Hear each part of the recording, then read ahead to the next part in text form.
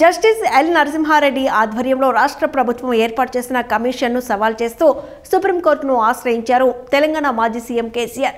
June 24న తాను దాఖలు చేసిన పిటిషన్ కొట్టేస్తూ తెలంగాణ హైకోర్టు ఇచ్చిన తీర్పును సవాల్ చేస్తూ కేసీఆర్ దాఖలు చేసిన పిటిషన్ నేడు CJI DY Chandrachud, justice JB Pardiwala, justice Manoj మిశ్రాలతో కూడిన ధర్మాసనం ముందుకు విచారణకు రానుంది.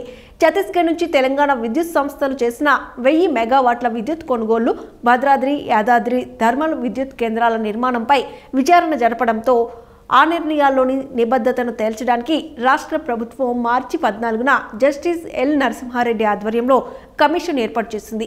అయితే కమిషన్ ఆఫ్ ఎంక్వైరీ యాక్ట్ 1952 విద్యుత్ చట్టం 2003కి అది విరుద్ధమని, దాన్ని రద్దు చేయాలని కేసీఆర్ ఈ పిటిషన్ దాఖలు చేశారు. విద్యుత్ కొనుగోళ్లపై వివాదం ఉంటే తెలంగాణ, ఛత్తీస్గఢ్ రాష్ట్ర విద్యుత్ నియంత్రణ మండళ్లు తేల్చాలి తప్ప దానిపై విచారించే అధికారం కమిషన్కు లేదని తన పిటిషన్లో పేర్కొన్నారు కేసీఆర్.